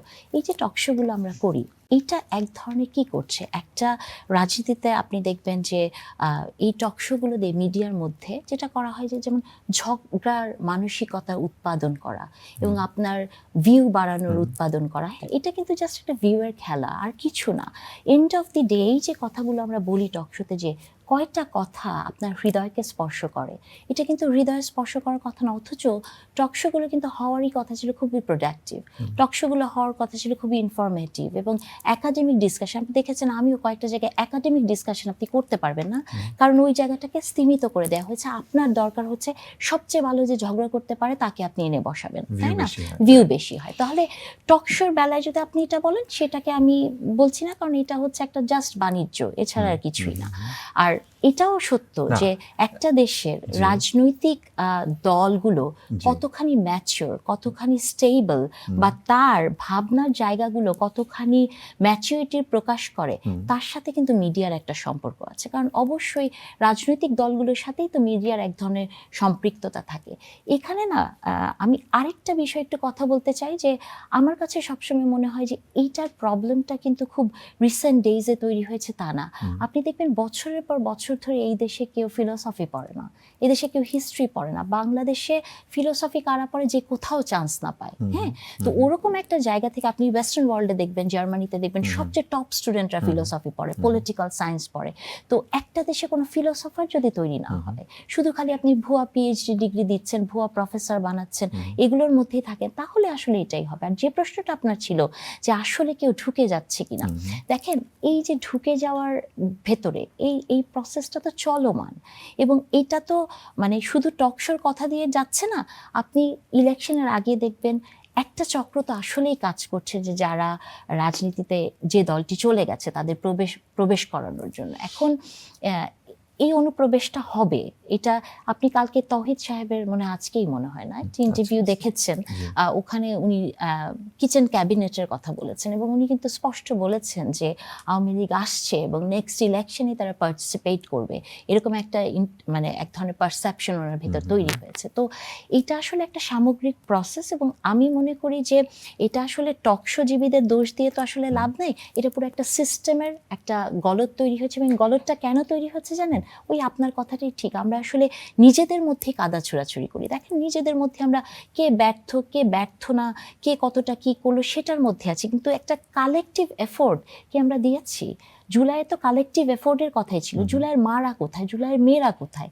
কালেকটিভ এফোর্ট তো আমরা দিতে পারি নাই। তো যখনই আপনি সেই স্বৈরাচারের বিরুদ্ধে কালেকটিভ এফোর্ট না দিবেন, সেই স্বৈরাচার তো ব্যাক করবে। কিন্তু সে এই যে কালেকটিভ এফোর্টের কথা বললেন, জুলাইয়ের যোদ্ধাদের কথা বললেন, যারা বিরোধিতা করছে তারা তো এই কথাই বলছে যে বিএনপি গুলো সব ভুলে গেছে। না, বিএনপি আপনারা শোনেন, বিএনপি এটা ভুলে গেছে, এই কথাটাও আমি মনে করি পলিটিক্যাল রেটরিক এবং বিরোধী দলের একটা প্রিয় বাক্য।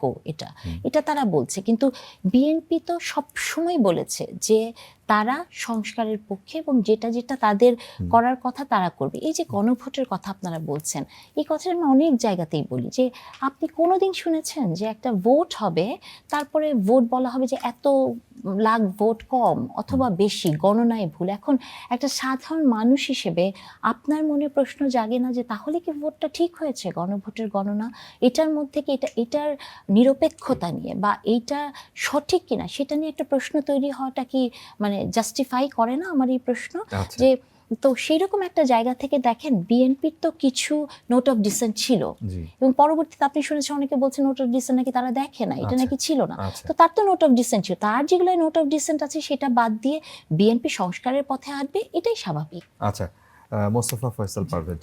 আমি ম্যাডামের শেষ কথাই বলছি, বিএনপি নোট অফ ডিসেন্ট ছিল, আমরা বুঝলাম যে বিএনপি নোট অফ ডিসেন্ট আসছে, সেগুলো তার বাস্তবায়ন করবে না। কিন্তু বিএনপি দেখবেন 31 দফার 10ম দফায় বলা আছে যারা আলাদা বিচার বিভাগের সচিবালয় তারা প্রতিষ্ঠা করবে, সেটা কিন্তু আগের সরকার বাস্তবায়ন করেছিল, গত কয়েকদিন তার ক্যান্সেল করেছে, বাতিল করে দিয়েছে। অথচ বাংলাদেশে বর্তমান প্রেক্ষাপটে যে বিচারহীনতা তৈরি হয়েছে, বিচারকরা নির্বিঘ্নে রায় দিতে পারে না, কারণটা হলো কোনো কিছু রায় দিলে দেখা যাচ্ছে স্থানীয় নেতা তাকে পরিবর্তন করে দিচ্ছে, চেঞ্জ করে ফেলতেছে, কারণ এগুলো আইন মন্ত্রণালয়ের হাতে। তো এটা বাংলাদেশের জন্য অনেক বেশি জরুরি ছিল। আপনাদের একটা নোট অফ ডিসেন্টের বাইরে আপনার ওয়াদা ছিল, সেগুলো তো বাস্তবায়ন করছে না বলে কিন্তু সরকার জনবিচ্ছিন্ন হয়ে যাচ্ছে, আইনকে হাতে তুলে নিতে হচ্ছে, বিচারহীনতা শুরু হয়েছে, আপনার ইনফ্লেশন বাড়ছে। এই ফেসিবাদ আসলে ম্যাডাম আপনি যে কথা প্রশ্নটা করেছিলেন যে কেউ ঢুকে পড়ছে কিনা, আওয়ামী লীগ ঢুকে পড়ছে, আওয়ামী লীগের চরিত্র তো অলরেডি ঢুকে পড়েছে। আওয়ামী লীগের সন্ত্রাসী, চাঁদাবাজি, বিচারহীনতা যে চরিত্রগুলো ঢুকে পড়েছে, অর্থাৎ অ্যাক্টর চেঞ্জ হয়েছে, কিন্তু আওয়ামী লীগের সকল কর্মকর্তা ঢুকে পড়েছে। কিন্তু আপনি হয়তো আওয়ামী লীগের আপনি বলতে পারেন আওয়ামী লীগের নেতারা ঢুকছে কিনা, আওয়ামী লীগের নেতারা না ঢুকতে পেলেও অনেকে তো আওয়ামী লীগ সুবিধাভোগী ঢুকছে। আজকে দেখলাম যে ঢাকা বিশ্ববিদ্যালয়ের একজন বিতর্কিত একজন প্রফেসর, যার যে অনার্সের সেকেন্ড ক্লাস 126তম ছিল, মাস্টার্সের ফার্স্ট ক্লাস 24তম ছিল, তার বিরুদ্ধে তদন্ত চলছে ইউসিসি ভুয়া পাবলিকেশনের জন্য, তাকে সিন্ডিকেট মেম্বার বানানো হয়েছে, আওয়ামী লীগের নীল দলের সদস্য। তো এগুলো কিন্তু গ্রাজুয়ালি আওয়ামী লীগ ঢুকে পড়ছে, বিভিন্ন মাধ্যমে বিভিন্ন পয়েন্টে তা ঢুকে পড়ছে, তাদের চরিত্র অলরেডি ঢুকে পড়ছে, সেটা একটু চেঞ্জ বিএনপির মাধ্যমে, কিন্তু আওয়ামী লীগও ঢুকে পড়ছে। এবং সবচেয়ে ভয়ঙ্কর যে বিষয়টি, সেটি হলো আওয়ামী লীগের যে আচরণ, যে কারণে জনগণ রুখে দাঁড়াইছিল, সে আওয়ামী লীগের চরিত্র কিন্তু নর্মালাইজ হয়ে যাচ্ছে, কারণ বিএনপির এই অ্যাক্টিভিটিসের কারণে। আচ্ছা, একমত অ্যাডভোকেট নাভিদ নওয়াজ? হ্যাঁ, কিছুটা তো অবশ্যই একমত, কারণ আপনারা দেখেন যে আমরা ওই অ্যাক্টরটাই আসলে চেঞ্জ হয়েছে, এখন পর্যন্ত তো গুণগত কোনো পরিবর্তন গভর্নেন্সে আমরা দেখতে পাচ্ছি না। এবং এই যে প্রথম কথা হচ্ছে, এই আলাপগুলো আসলে আমরা অনেকবার করেছি, নোট অফ ডিসেন্টের আলাপটা, নোট অফ ডিসেন্ট বিএনপি দেওয়ার কারণেই কিন্তু গণভোটটা করতে হয়েছে। এটা না হলে তো সবাই একমত হয়ে যেত, তাহলে কিন্তু ওই ঐকমত্য কমিশনে একটা কনসেনসাস চলে আসতো, আমাদের দেশ ওইভাবে জুলাই সনদকে বাস্তবায়ন করে এগিয়ে যেত। বিএনপি নোট অফ ডিসেন্ট দেওয়ার কারণে তৎকালীন সরকার এবং ঐকমত্য কমিশন কি করলো, এটা জনগণের হাতে ছেড়ে দিল যে তাহলে গণভোট হোক, এবং বিএনপিও সেটাতে কিন্তু রাজি হয়েছে, ঠিক আছে গণভোটে এটা সলভ হোক। তো গণভোটে যখন হ্যাঁ হলো, মানে গণভোটে জনগণ রায় দিল যে জুলাই সনদকে বাস্তবায়ন করা হোক, তো এখন তো তারা বাস্তবায়ন করছে না। তারা বলেছে 31 দফার কথা, 31 দফার সবকিছু তারা বাস্তবায়ন করছে না। এটার বড় এক্সাম্পল এই বিচার বিভাগীয় সচিবালয় বাতিল। তো সুতরাং আমরা তো আসলে তো পরিবর্তনটা দেখতে পাচ্ছি না, পরিবর্তনটা কোথায় হয়েছে আসলে। এবং আমরা যদি এই বাক স্বাধীনতার কথাও বলি, সেদিক দিয়ে তো পরিবর্তন দেখতে পাচ্ছি না। আমরা গত মাসের কথাই বলছি, গত মাসে 5 জনকে মনে হয় গ্রেফতার করা হয়েছিল শুধুমাত্র ফেসবুক পোস্ট এবং এই ধরনের কারণে। তাহলে জুলাই পরবর্তী বাংলাদেশে মানে আওয়ামী লীগ সরকারের সাথে এই সরকারের আসলেই পরিবর্তনটা কোথায়, এটা কিন্তু আমাদের কাছে এখন পর্যন্ত স্পষ্ট কিন্তু না। নির্বাচনের আগে ধরেন আপনারাই বিএনপির সাথে অ্যালাই হওয়ার চেষ্টা করেছেন, অথবা বিএনপি চেয়েছে, সবাই সবার সাথে অ্যালাই হওয়ার চেষ্টা করেছে, জামাতের সাথে শেষ পর্যন্ত হয়েছে। এখন আপনারা কি এটা বলবেন যে বিভেদটা কি আসলে বাড়ছে না? যে প্রশ্নটা ছিল যে মাঝখান থেকে অন্য কাউকে স্পেস দেওয়ার জন্য আপনাদের নিজেদের মধ্যে, দলগুলোর মধ্যে যারা এই ফ্যাসিবাদ বিরোধী আন্দোলনে একসাথে ছিলেন, তাদের মধ্যে এই বিরোধিতাটা প্রকট হচ্ছে না? এবং যে ইন্টারভিউটা দেখলেন আপনি আগের উপদেষ্টার তৌহিদ সাহেবের, সেখান থেকে দেখে আপনার কি মেসেজটা আসছে? এটা তো অন্তর্বর্তীকালীন সরকারের যারা আছে তাদেরকে আসলে মানে দায়টা নিতে হবে এবং তাদেরকে ইন্টারভিউ করতে হবে যে আসলে ঘটনাটা কি হয়েছিল। কারণ কিচেন ক্যাবিনেটের মাধ্যমে যদি সরকারের সিদ্ধান্তগুলো নেওয়া হয় এটা তো খুবই দুঃখের বিষয়, কারণ বাকি উপদেষ্টারাই যে মানে জিনিসটা যদি নোটিফাই না থাকে বা তারা না জানে তো এটা তো খুবই দুঃখের বিষয়। যেমন মার্কিন বাণিজ্য চুক্তি নিয়ে তিনি না, এই বলেছেন, কিচেন ক্যাবিনেটের কথা আজকে কিন্তু উনিই প্রথম বলেন, আরো অনেকে আরো 3 জন উপদেষ্টা বলেছেন, আজকে ব্রিগেডিয়ার তিনি সাখাওয়াত সাহেব চতুর্থ। বলেছেন যে জি, জি, সবকিছু তার আগে তারা জানতেন। মাহফুজ আলমও জি। ইঙ্গিত দিয়েছিলেন, আসিফ নজরুল স্যারও ইঙ্গিত দিয়েছিলেন। সেটাই বলছি যে এই বিষয়টা জনগণের সামনে বা দেশবাসীর সামনে ক্লিয়ার হওয়া খুবই প্রয়োজন, কারণ তিনি পররাষ্ট্র উপদেষ্টা ছিলেন। তিনি বলছেন যে মার্কিন বাণিজ্য চুক্তি সম্পর্কে তিনি জানেন না। তিনি বলছেন যে শুধু বশির সাহেব জানেন এবং নিরাপত্তা উপদেষ্টা তিনি আবার কিন্তু বর্তমান সরকারের পররাষ্ট্র মন্ত্রী। এটাও কিন্তু আপনাদেরকে আবার উল্লেখ মানে মাথায় রাখতে হবে আর কি। তারাই শুধুমাত্র জানেন মার্কিন বাণিজ্য চুক্তি হয়েছে। তো তাহলে কিন্তু অন্তর্বর্তীকালীন সরকার যদি ভুল সিদ্ধান্ত নিয়ে থাকে সেটিকে কিন্তু বর্তমান সরকার আবার সেটাকে ক্যারি অন করছে, টেনে নিয়ে যাচ্ছে। সেটার কিন্তু আমরা পর্যালোচনা বা সেটা থেকে ফিরে মানে ভুল সিদ্ধান্ত থেকে সঠিক পথে যাওয়ার উপায় সেটাও তো আমরা দেখতে পাচ্ছি না।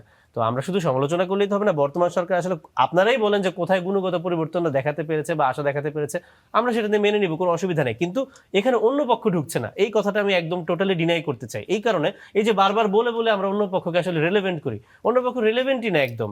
এরকম আপনারা দেশের বাইরে থেকে ফেসবুকে পোস্টাপোস্টি করে অনেক কিছু হতে পারে, কিন্তু এটা তো রেলেভেন্ট না। কিন্তু আওয়ামী চরিত্রটা রয়ে গেছে দেশের অনেক মানুষের মধ্যে, প্রতিটা সুশীল সমাজে আছে, রাজনীতিবিদদের মধ্যে আছে, অন্যান্য মানে জনগণের মধ্যে আছে আছে তাদের সমর্থক বলেন, তাদের চরিত্র বলেন, এই ধরনগুলো তো থাকবেই, সেটা কোনো সমস্যা নেই। কিন্তু দল হিসেবে আওয়ামী লীগ ফিরে আসার কোনো আলামত আমি এখন পর্যন্ত দেখতে পাচ্ছি না। এবং যদি আসে আমার মনে দেখবেন যে আবার সবাই আমরা এক হয়ে গিয়েছি। বিভেদটা এই কারণে আছে কারণ সরকার দায়িত্ব নিয়েছে, সরকারের বিরোধিতা করাই তো আমাদের দায়িত্ব, গণতান্ত্রিক দায়িত্ব। এবং আমার মনে হচ্ছে যে আমরা এখনো প্রোডাক্টিভ ওয়েতে সেই বিরোধিতাটা করছি, বরং সরকার কিছুটা মানে এদিক ওদিক হেলে যাচ্ছে যে তারা জুলাইয়ের মানে চেতনাটা ধরে রাখতে পারছে না আর কি। তাদের যেভাবে সরকার পরিচালনা করা উচিত এবং বিরোধী দলকে যেভাবে ডিল করা উচিত সেদিক থেকে তার কিছুটা ফ্যাসিবাদী মন মানসিকতার এখন পর্যন্ত পরিচয় দিয়েছে, যেটা আমার আহ্বান থাকবে সরকারের প্রতি, তারা যেন সঠিক পথে আসে। আচ্ছা। দেখেন, আওয়ামী লীগ সরকার ব্যাংকগুলো দখল করতে পারে 7 বছরের বেশি সময় লেগেছিল। 100 দিনই হয় নাই ব্যাংকগুলো দখল দিকে চলে যাওয়া হয়েছে।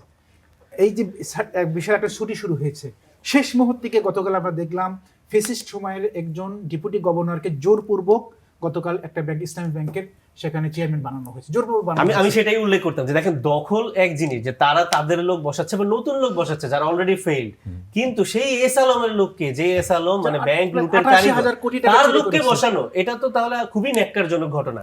তাহলে তো আমরা একদম আওয়ামী লীগের লোকদেরকেই বসাচ্ছি, তাদেরকেই পুনর্বাসন করছি। এইটা হচ্ছে দুঃখের বিষয়। আমরা যদি এই যে আমরা ধরেন এই যে ক্রিকেট বোর্ডে একটা পরিবর্তন এসেছে, সব নেতার ছেলেরা এখন ঢুকে গেছে, এটা নিয়ে আমরা সমালোচনা করেছি যে এটা বাবার দোয়া ক্রিকেট বোর্ড হয়ে যাচ্ছে, কিন্তু তারপরও সেখানে একটু হলো সম্ভাবনা আছে যে নতুন লোকজন এসেছে, আমরা দেখি তাদের কাজকর্মটা দেখি বা পর্যালোচনা করি। কিন্তু আপনি মানে অলরেডি ফেইল্ড কনসেপ্ট এবং already corrupted S Alam group এবং তাদের সাথে যারা ছিল পুরা এই ব্যাংক লুটেরা চক্র, তাদেরকে আপনি যে আবার পুনর্বাসন করছেন, বিশেষ করে ব্যাংক রেজলিউশন অ্যাক্টে পরিবর্তন আনার মাধ্যমে কিন্তু তাদেরকে পুনর্বাসন হওয়ার পথটা ফিরিয়ে আনা হয়েছে। তো আপনি একই পুরনো লোকদেরকে যদি পুনর্বাসন করেন যারা অলরেডি ঋণ খেলাপি, তাহলে তো আপনি আবার একই পথেই হাঁটছেন। তো তখন বারবার এই কথাগুলো এবং উঠে আসছে। তাদেরকে যে এই যে 7.5% সুবিধা দেওয়া হচ্ছে, 7.5% টাকা জমা দিয়ে তারা আবার শেয়ারগুলো নেবে, ধর 88,000 কোটি টাকার শেয়ার নিয়ে নেবে 7.5% ফেরত দিয়ে, মানে কি একটা ফানি একটা বিষয়, সামান্য টাকা দিয়ে তার পুরো শেয়ারটা নিয়ে নিচ্ছে এবং তারা ব্যাংকের মালিকানা ফেরত পাবে। মানে জনগণ তো অলরেডি পারসিকিউটেড এইসব জায়গা, তাদের সম্পদ হারিয়েছে, টাকা হারিয়েছে। আচ্ছা ডক্টর নাহারিন, আমরা একদম শেষের দিকে, আসলে পুরো কথাগুলো শুনে মনে হয় যখন এনসিপি এবং জামাতের সাথে বসি যে বিএনপি হচ্ছে সবচেয়ে খারাপ দল, মানে তার চরিত্র এত খারাপ, কিন্তু ওনারা হচ্ছে ফুলের মতো পবিত্র, ওনাদের কোনো দোষ নাই। আপনার মনে আছে ইলেকশনের আগের রাতে অনেক টাকা নিয়ে কোনো একটি এয়ারপোর্টে কেউ একজন ধরা পড়েছিল, সেটা কোন দলের নেতা ছিল? হ্যাঁ, বা এই যে কথাগুলো আমরা বলি না, বা ইসলামী ব্যাংকের যে কথাটা এসছে, ইসলামী ব্যাংক কাদের দ্বারা পরিচালিত হয়েছে? ইসলামী ব্যাংকে কত কিছু আছে না, আপনারা তো জানেন, তাদের বেতন লিস্টটা দেখলে আপনি দেখবেন এই টাকাগুলো কোথায় যায়। অথবা যে যাকে আজকে পরিবর্তন করা, যে যিনি পদটা ছেড়ে দিয়েছেন, তিনি বলেছেন যে তিনি জামাতের প্রেশারে এই কাজটি করেছেন। আমি কোথাও একটা লেখাটা দেখলাম, আমি শিওর না, কিন্তু আমি দেখেছি এটা সত্যতা আমি এখনো যাচাই করি নাই। তো আমার কথা হচ্ছে যে এই যে কথাগুলো আমরা বলি না যে দোষারোপ সবাই করতে পারে, আমি খুবই পছন্দ করব যে ওনারা যদি 2-1টা বার নিজেদের দোষের কথা বলেন। দেখেন আওয়ামী লীগের চরিত্রের কথা এনসিপির উনি বলছিলেন না বারবার, আওয়ামী লীগের চরিত্র কি এনসিপির ভেতরে নাই? কারণ আমরা যাদেরকে ধরেন 24-এ 2 মাস আগে বঙ্গবন্ধু আমার সবচেয়ে প্রিয় বলে বিতর্কের মঞ্চ কাঁপিয়ে ফেলতে দেখেছি, তারা এনসিপি হয়ে গেছে। রাজনীতি একটি আইডিওলজি, সেটা আপনার ভেতরে বহন করলে সেটা এত সহজ না মুছে ফেলা। আচ্ছা আপনাদের তিনজনকেই অসংখ্য ধন্যবাদ। আজকে আমাদের সময় শেষ হয়ে এসছে। দর্শক, আজকে কড়া আলাপ এই পর্যন্তই ছিল। যারা আমাদেরকে দেখেছেন অনেক ধন্যবাদ আপনাদের সবাইকে।